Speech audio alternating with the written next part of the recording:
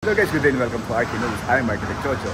Let's have a quick video nitong ceiling treatment na ginawa namin dito sa driveway area and also sa second floor commercial area. Now nandito tayo ngayon sa ating driveway and I will show you kinabit namin ceiling dito sa driveway area. Now as you can see in the background, ito yung kinabit namin na bubble ceiling. Now ito yung design ng ating bubble ceiling as we zoom it closer. So naglagay kami dito ng combination na linear na LED na light, no? Itong bubble ceiling natin, ang materials niya is made up of PVC, no? So in wood grain finish siya. So ganyan yung profile na ginamit natin. And also yung spacing na ginamit natin is 6 inches on center ng bawat bubble ceiling na yan. So ganyan ang profile na ginamit natin dito sa ating driveway ceiling. Ito yung design natin dito sa ating driveway ceiling using itong ating bubble ceiling and also dito sa ating second floor commercial. Naglagay din tayo ng ating bubble ceiling. So ang materials ng bubble ceiling natin is made up of PVC ceiling. So mula dito sa ating driveway up to the uppermost part ng ating structure, ito yung Congressional Town Center Tower 2. The materials we use dito sa ating cladding, itong gray na nakikita nyo, it is made up of ACP or yung aluminum composite panel, no? So magandang exterior treatment din yan na ginamit natin dito sa ating fasade ng ating structure. Then dun sa loob, meron tayong bubble ceiling. Now itong linear na nakikita nyo, so yan yung ating ceiling. So sa gabi, inilawan natin yan para mas lalong illuminated yung area o yung part na yan. Now doon naman sa taas, ongoing yung pag-aayos natin ng ating kisame and also installation ng ating ilaw. So yan yung combination natin na ginamit natin dito sa ating driveway ceiling and second floor using the bubble ceiling. Sa taas, gumamit tayo dito ng glass skylight, no?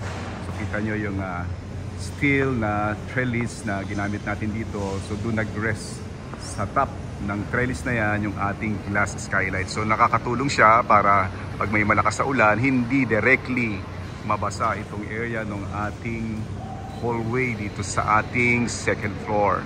So that will be also an architectural features or treatment dito sa ating facade. So now akit naman tayo dun sa second floor and let's see closer yung mga connections na ginamit natin dito sa ating bubble ceiling. Naman sa column, we have treatment din dito, itong ating ginamit na marble tiles. Then meron tayong naka-concealed na ilaw or linear na lighting dito sa ating poste. Para sa gabi, illuminated siya and mas maliwanag itong ating lobby ng ating structure. So kita nyo yung ginamit naming treatment dito sa kisame. Meron tayong LED na mga pin lights. Then this one is also the cove ceiling or the ceiling cove. And dito sa area na to, meron din tayong nilagay na ceiling cove. So itong area na yan. So nakalinya yan hanggang doon. So yan yung area ng ating bubble ceiling dito sa ating driveway with a combination of the ceiling cove. So ito yung area or part ng ating commercial spaces. And now we're here dito sa ating second floor hallway. Ongoing cleaning lang tayo dito sa area na to. But I will show you yung mga connections na ginamit natin dito sa ating bubble ceiling. Now here, ito guys, yung ating bubble ceiling, no? So kita nyo yung profile niya. So ganyan yung itsura niya, no?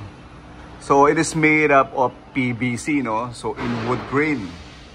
Yan. Then as you see, ito yung mga ceiling frames niya, no? Or yung support niya. Closer, so meron tayo ditong threaded rod. Then also itong frame niya. Yung frame niya, meron siyang pinaka-connector doon sa ibabaw ng ating bubble ceiling.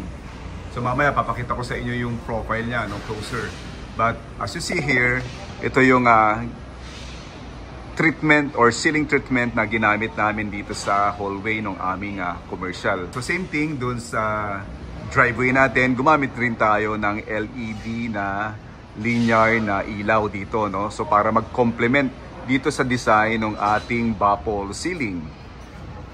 So yan, kita niyo yung connection. Now here, ito yung profile niya. So ito yung succeeding na hallway natin dito sa second floor.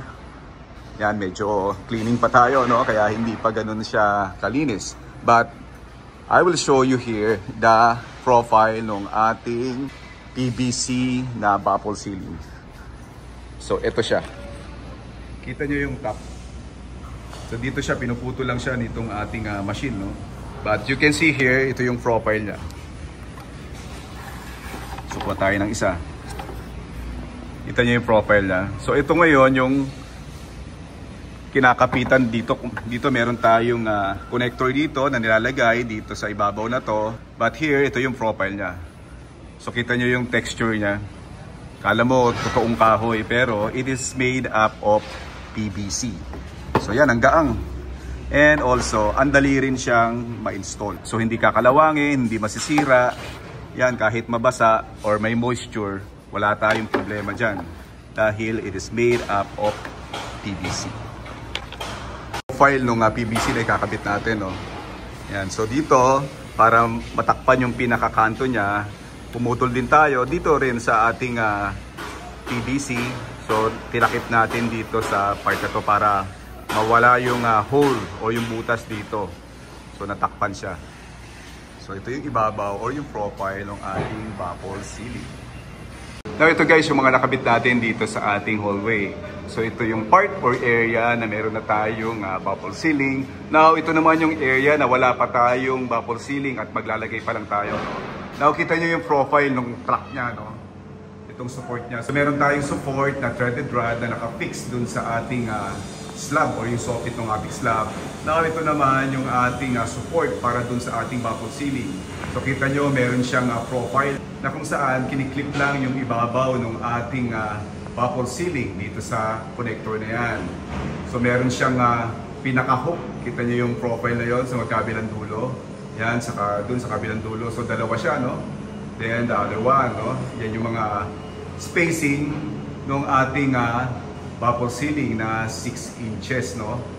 On center. Now, tingnan naman natin yung pinaka-top ng profile ng ating baffle ceiling. So kanina nakita natin yung connector niyan. So ito naman yung pinaka-profile na. So dyan sa ibabaw na yan, kiniklip siya, no? Yung ating baffle ceiling. Kagaya ng hawak ko, ito yung cut profile niya, no?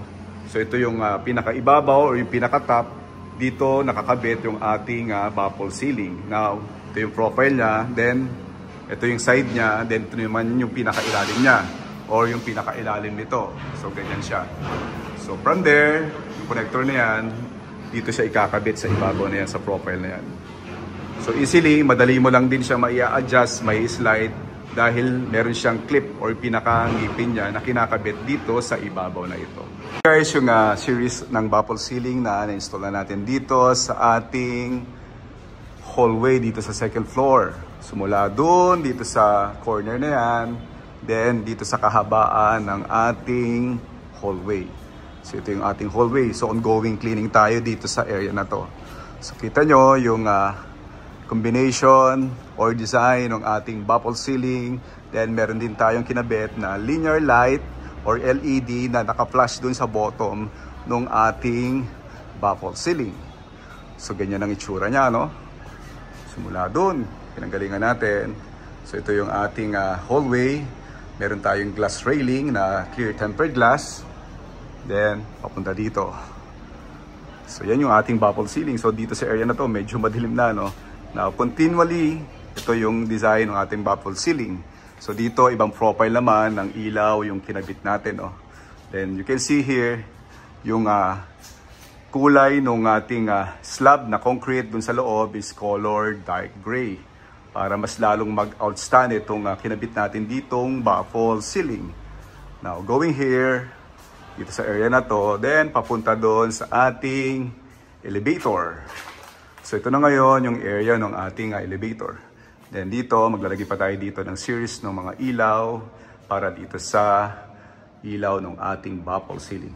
Alright guys, so ang ganda ng combination ng ating baffle ceiling o itong materials na to. So when it comes to versatility and usage nitong profile na to, maganda siya aesthetically, no, interior and exterior treatment ng ating structure. So kagaya nitong ating hallway dito sa second floor, ito yung ginamit nating profile, no. So bukod sa lightweight siya and hindi rin siya prone sa moisture and anay dahil PVC siya, no. So hindi siya prone sa anay. And maganda rin dito, para siyang wood, mukha siyang natural na wood dahil yun yung treatment or yung pinaka-design ng ating PVC bubble ceiling.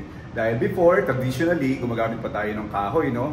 Na kadalasan is prone sa moisture and sa anay, kaya siya madaling masira.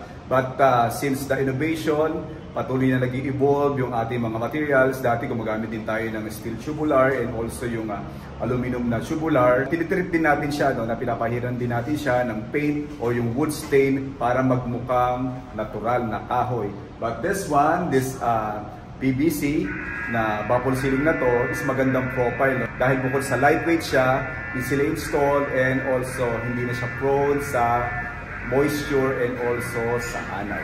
So yan yung ating bubble ceiling na na-share ko sa inyo na finishes na ginamit natin dito sa ating driveway, dito sa ating ground floor and also dito sa commercial area ng ating hallway. So these are the bubble ceiling dito sa side na to na kinatatayuan ko and also dito sa profile ng mga bubble ceiling along this hallway. Alright guys, so ito yung na-share ko sa inyong bubble ceiling ngayong araw na to. And now you know, I'm Mark Chocho. Joyfully sharing with you what Arky knows. Thank you very much and God bless you.